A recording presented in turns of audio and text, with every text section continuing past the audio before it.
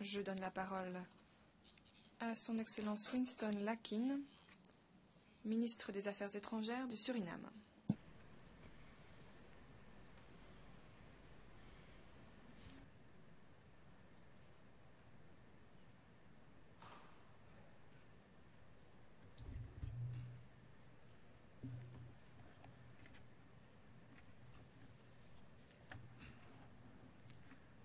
President of the General Assembly. Monsieur le Président de l'Assemblée générale, Monsieur Sam Kutesa, Monsieur le Secrétaire général des Nations unies, Excellences, Mesdames et Messieurs, je fais cette allocution aujourd'hui au nom du Président de la République du Suriname, Son Excellence Désiré Delano Bouterse. Monsieur le Président, vous savez pouvoir compter sur notre plein soutien en ces temps troublés sur la scène politique internationale. Votre tâche ne sera guère aisée. Nous tenons à rendre hommage à votre prédécesseur, l'ambassadeur John Ash, pour le travail remarquable qu'il a effectué au cours de la 68e session. Nous souhaitons aussi appuyer le secrétaire général Ban Ki-moon dans ses efforts pour piloter l'Organisation des Nations Unies en évitant les écueils, malgré les avis de tempête économique et politique, dans un environnement où la violence et l'intolérance, quelles qu'en soient les causes sous-jacentes, semblent l'emporter. Alors que l'interdépendance, l'autodétermination et la non-ingérence devraient être les principes qui nous guident, nous nous retrouvons face à une soif de domination incroyable au nom de ce qu'on appelle les intérêts nationaux qui ne sont guère définis. Monsieur le Président, nous avons examiné certains des arguments avancés pour envahir la Grenade et nous les avons comparés aux arguments employés pour justifier l'implication militaire en Ukraine. Quelle ressemblance frappante! Nous sommes efforcés de comprendre la valeur d'un référendum dans le cas des Malvines et la valeur qui est octroyée au référendum qui a lieu en Crimée. Monsieur le Président, les États dotés de notre niveau d'influence médiatique, de puissance militaire et de vulnérabilité économique ne peuvent que frémir face à ces slogans taillés sur mesure, dépourvus de toute valeur morale réelle et qui ne visent qu'à nous obliger à accepter des recettes toutes faites.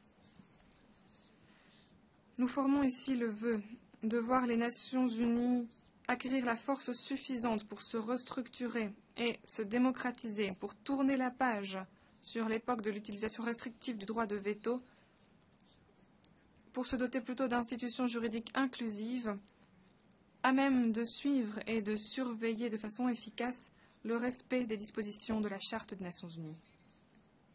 Pour nous, c'est la seule voie à suivre pour atteindre les objectifs ultimes qui sont les nôtres de paix et de développement durable, et ce, même pour les membres les plus petits de la communauté internationale. La civilisation se mesure au respect le plus scrupuleux que l'on porte à toute entité sociale, même celle qui pourrait a priori être prise pour quantité négligeable. L'heure est donc venue pour nous de nous montrer civilisés. Monsieur le Président, alors que je parle de temps troublés et de défis, j'aimerais attirer l'attention de cette auguste assemblée sur l'Amérique latine et les Caraïbes. En termes relatifs, c'est une région qui connaît une paix et une tranquillité sans pareille. Et nous devons donc nous poser la question suivante. Pourquoi cette région montre-t-elle l'exemple?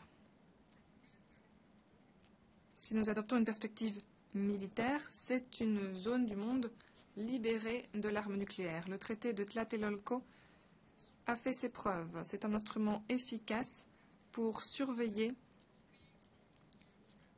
et maintenir l'Amérique latine et les Caraïbes à l'abri des menaces nucléaires. En outre, il est important de souligner qu'à l'échelon politique, l'interdépendance est devenue le moteur des relations à la fois multilatérales et bilatérales. Les États grands comme petits, interagissent sur la base de traités préétablis, en respectant les principes du respect mutuel et des bénéfices mutuels. L'UNASUR, la CELAC et la CARICOM en particulier ont joué jusqu'ici un rôle clé dans la défense de cette cause. Le troisième facteur, qui est sans aucun doute le plus important dans les facteurs qui garantissent une paix pérenne dans notre région, c'est la mise en œuvre de politiques socio-économiques axées sur la personne humaine. Ces programmes ont été mis sur pied au Brésil, en Bolivie, au Chili et dans mon propre pays, et ce ne sont là que quelques exemples. L'accent mis sur des politiques et des programmes liés aux soins de santé, à l'éducation, à la jeunesse et au sport change rapidement l'image de l'Amérique latine et des Caraïbes. Nous invitons la communauté internationale à prendre note de ces changements positifs au sein de démocraties fonctionnelles, car ces évolutions se transforment en processus d'intégration régionaux qui nous laissent espérer un avenir resplendissant. Au niveau national, nous devons relever le défi de la criminalité transnationale organisée sous tout ce visage dans la région d'Amérique latine et des Caraïbes. Suriname appuie pleinement toutes les initiatives qui ont été lancées pour relever ces défis. Monsieur le Président, cela étant dit, notre nation aujourd'hui est confrontée à deux domaines qui sont pour nous une source d'inquiétude. Sur le plan économique, le dernier rapport du FMI indique que Suriname a atteint un revenu par tête moyen d'environ 10 000 $ américains. Notre produit intérieur brut est tributaire en grande partie du secteur de l'extraction minière. L'extraction d'or ainsi que la production de pétrole brut et de ses produits dérivés représentent 33% du PIB. Ce secteur est responsable de 90% de nos recettes totales tirées des exportations. Nous sommes conscients qu'il s'agit donc du secteur de l'extraction et que donc ce secteur risque de décliner. Pour que notre développement économique soit durable, notre gouvernement a élaboré une politique pour veiller à ce que les recettes tirées des secteurs non renouvelables soient investies pour développer notre capital humain, afin que la population de Suriname puisse pleinement s'épanouir dans l'intérêt des citoyens eux-mêmes et dans l'intérêt de toute la nation. Pour que cette politique puisse se matérialiser, le président Bouterse a annoncé, au début de son mandat, le lancement d'un contrat social qui s'est décliné sous la forme des programmes suivants. Le cadre juridique pour garantir un salaire minimum, une couverture santé pour tous les citoyens et une pension de retraite pour les personnes âgées. Ces 4 dernières années, le Suriname a appliqué de nouveaux programmes visant à promouvoir une éducation de pointe, et ce à tous les niveaux, y compris à travers des programmes de cours du soir pour les étudiants en éducation primaire et secondaire, ainsi que des bourses pour l'éducation supérieure.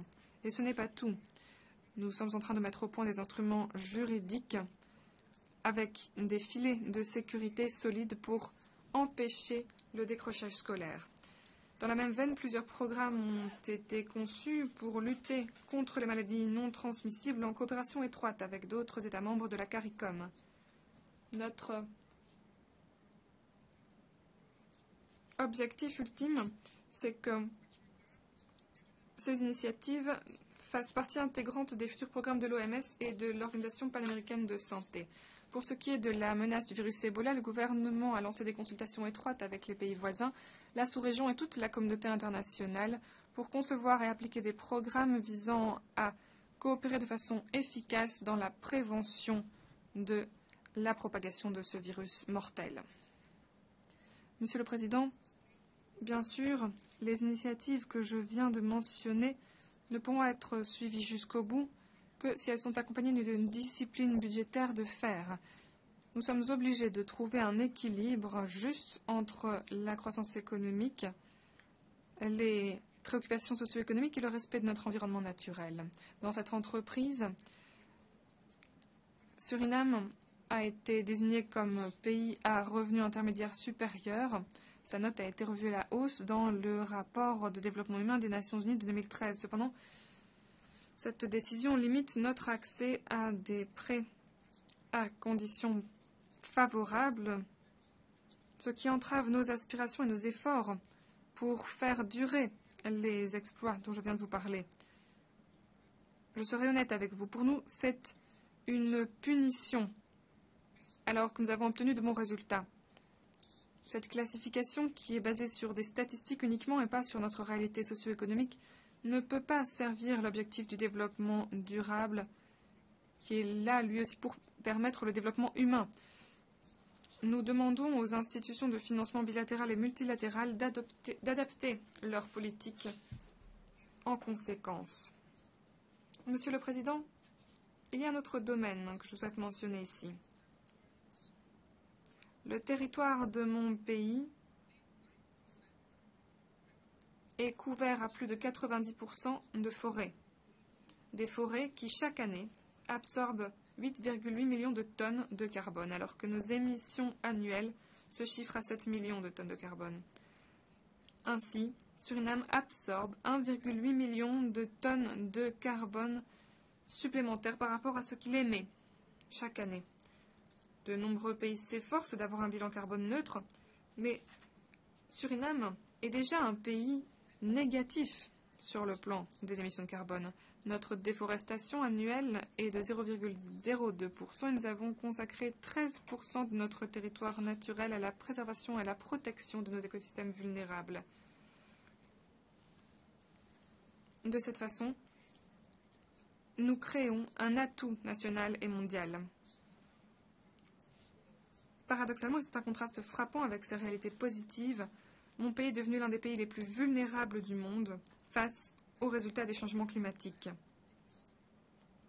Lors du récent sommet sur le climat de 2014, nous avons indiqué qu'en raison de la hausse du niveau des mers, nos écosystèmes côtiers allaient être gravement endommagés, voire détruits, y compris la plupart des terres arables.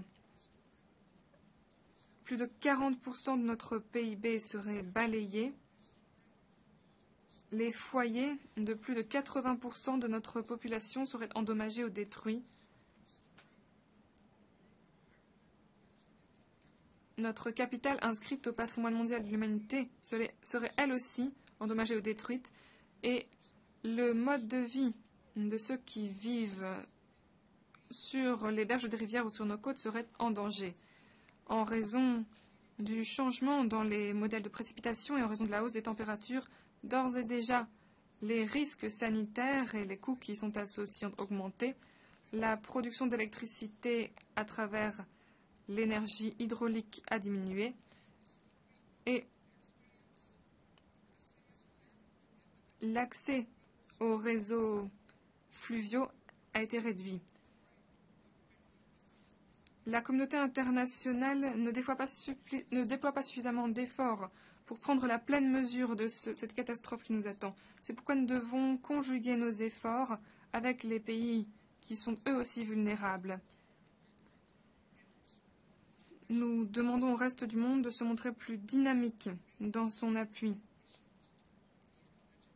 Nous demandons aux autres pays de prendre les mesures qu'ils doivent prendre et de placer les questions que je viens de parler en bonne place dans le programme international.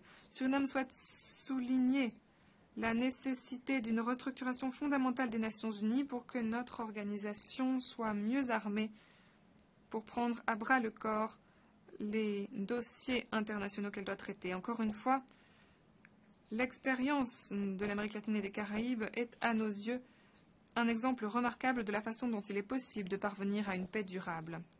Dans ce contexte, le blocus économique dont souffre le peuple cubain peut être considéré comme une anomalie régionale qui doit prendre fin sans attendre.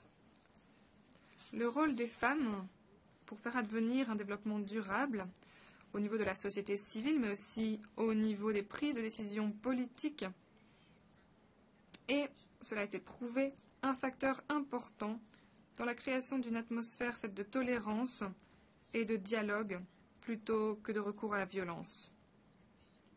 nous devons continuer à encourager nos femmes, qui représentent plus de la moitié de la population mondiale, à persévérer dans leur lutte pour la participation et l'inclusion et à prendre leur part des responsabilités qui nous incombent en matière de paix et de développement durable. Monsieur le Président, je vais conclure.